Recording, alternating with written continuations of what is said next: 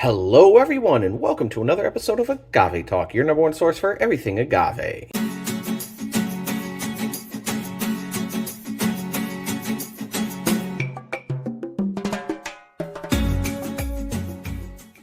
We appreciate you being here with us today. Excited to bring you part two. Yes, part two of two. Cool. If you were with us last week, you were here to review and share and enjoy Tequila Corrido Blanco. But today, I'm actually bringing you Tequila Corrido Reposado. Yes.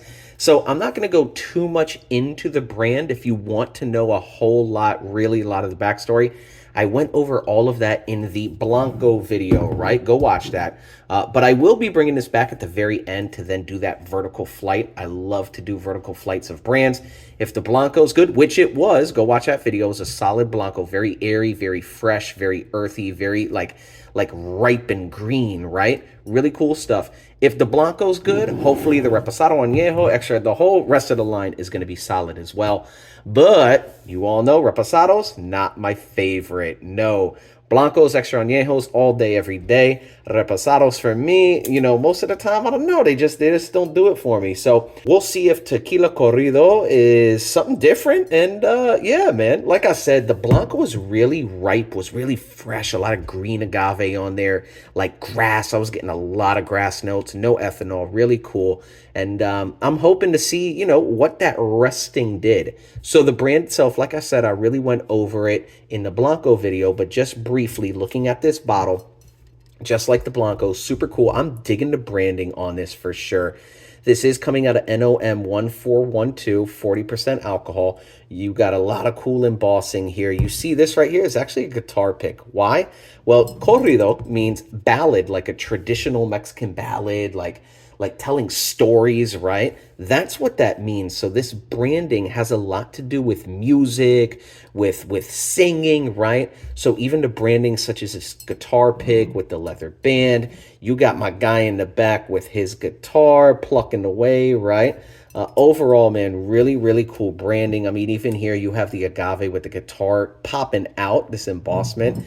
And you see on the back, we have the story. Please go to their website. Check it out. Check it out. Pretty cool story for sure. But is the liquid inside any good? Well, we're about to find out. I am about to open this bad boy up. Like I said, I'm not going to dive too much into the actual bottle and branding. I did that in the Blanco video. Go check that out, all right? This bottle is still sealed, even though it looks kind of jacked up, right? This is how I received it, but it is still sealed. So I'm going to open this up and pour it out for sure. I appreciate you being here with me. If you did watch the Blanco video, let me know. Drop that down in the comments below. This right here, it's just, I mean, even, oh, this one popped. I don't think the Blanco popped. Did it? I don't remember.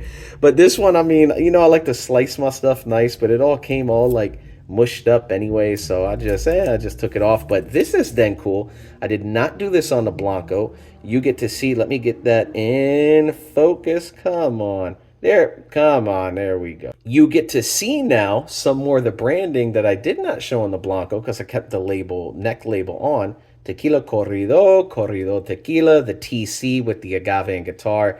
Really cool. I love little details like that for sure. So let me go ahead and pour this out. And if you have not done so already, please hit that like and subscribe, as well as follow us on Instagram at Agave Talk, all right? I had a day today, so I am pouring myself a little bit more. I appreciate you being here for sure. Let me get this cork back in. So looking at this, it's kind of like, it's a light but dark Reposado for sure. Let's take a look at the legs and tiers here. Try to get that into focus. It's dissipating pretty quickly on the back. Definitely dissipating quickly. Let me try to get that on a shot. It's not sticking around. It goes away on the back first. You can probably see it going away. And then in the front, it starts to go away as well. So that's not sticking around for long. But this has been aged, and it's just kind of cool. And it connects to the branding like a symphony, a ballad, right? It has been aged for 3 months in used American oak barrels. Then they end up transferring it to a symphony barrel, they're calling, right? Their own proprietary, I can never say this stupid word.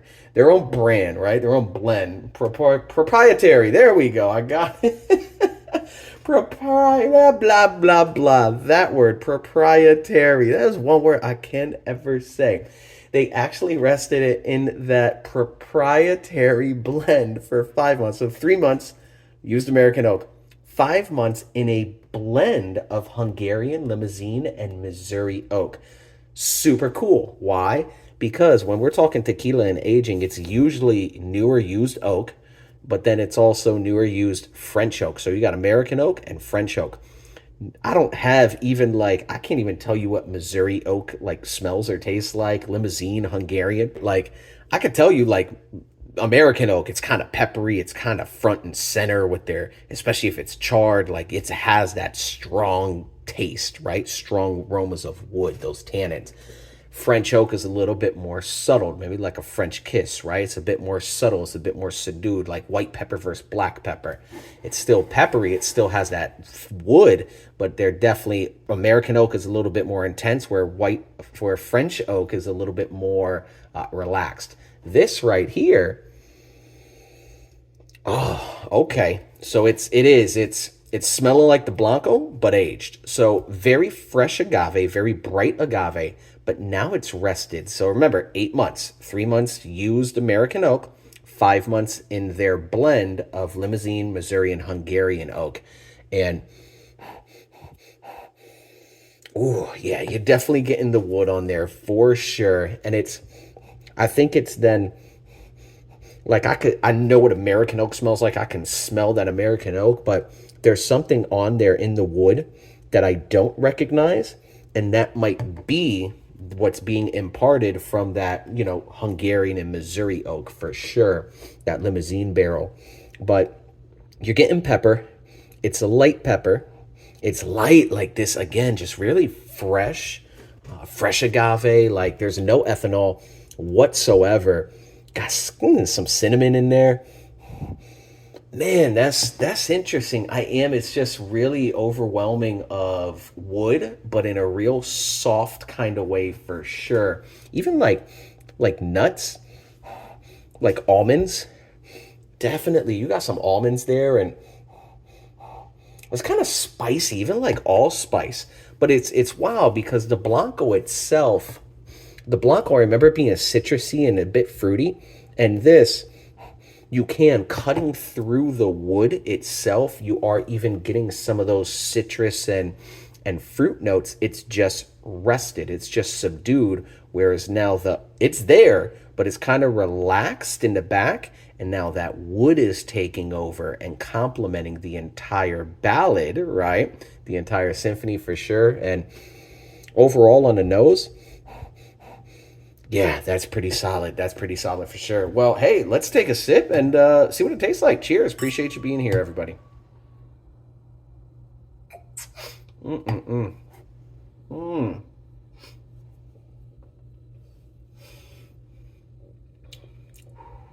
Okay. That is the Blanco rested for sure. Mm. You're definitely getting that freshness still. It does taste a bit more matured. It does taste rested. It does taste aged, but I'm still getting some of those fresh agave notes. But now it's kind of battling a little bit of roasted agave. So it's kind of a transition, even like a DJ mixing songs, blending, right? They blended this, they're blending it, they're creating that transition, that symphony per se, from the Blanco to the Reposado, from the ripe, fresh green agave to a nice roasted agave. And I'm definitely getting some roasted agave flavors, but that ripeness is still there. Let me take another sip. Mm. Mm-hmm. Definitely getting that spice on there. Real subtle hints of caramel from that charring of the wood, but more of like allspice, nutmeg, almonds, That wood definitely did this a number, and it really imparted some of those flavors. And if that's what you're looking for, this is going to be for you. But it still has a brightness, it still has a freshness to it. Definitely warming. I can see this truly shining in a cocktail for sure. A lot of people like to use reposados in cocktails, and it just adds a little bit more depth. This, you're going to get wood for that depth, but you're still going to get some agave, which is nice for sure. Let me take this last sip. Mm-mm-mm. Mm, mm. Oh yeah, it's delicate. It's delicate. It's not super in your face. It's kind of delicate. Um, Even like coconut, it's like kind of oily and chunky. Even like biting into a ripe coconut. That's interesting. So what I want to do now though is I'm actually going to bring in the blanco. I'm going to pour some more of this out. I do then have a fresh cup here, and I'm going to pour some of the blanco out, and I'm going to do that vertical alignment, vertical tasting, and see where we go from there. All right, so stay tuned, stay tuned. I'm just going to pour this out, take a couple seconds. I appreciate you, and I love it. If you guys have brands where you have the blanco, reposado, añejo, whatever it is, I really, really highly recommend that you end up doing what's called a vertical flight, where you go through vertically, starting with the blanco, to see how that aging process has truly affected the original spirit. If the blanco's solid, the aging process is probably going to be pretty solid as well. All right, so let me get this in the shot, line these up. Right, you got the blanco versus reposado, and cheers. So going back to the blanco, and you see it, the agave back there. It's just bright in your face and really grassy. Minerals, grass, and that pepper, right? Whereas the reposado, oh yeah, doing this side by side really makes it stand out. Whereas, oh yeah, that's like fresh, young, like energetic. Where now this is like, hey, this is, coming to age. This is a little bit more wiser. Still got some fire in there, but a little bit more wiser for sure, and a little bit more rested. This blanco, oh, first that reposado, and you can really now tell too the sweetness, how this changed. That oak really imparted some sweetness into this as well, where in the aroma, oh yeah, that's wild, way sweeter than this. Like just smelling it by itself, I said there was like some fruity notes to it, but wow, when you do it side by side, it's such a stark contrast of how much sweeter and fruitier this is compared to the blanco. That's incredible. Wow, I love it. I love it. I love it. Do vertical flights, guys. All right, cheers. Let me take a sip of this blanco. Mm. Mm-mm-mm. Oh yeah, still fresh, bitey, peppery, right? Green. Where is this reposado?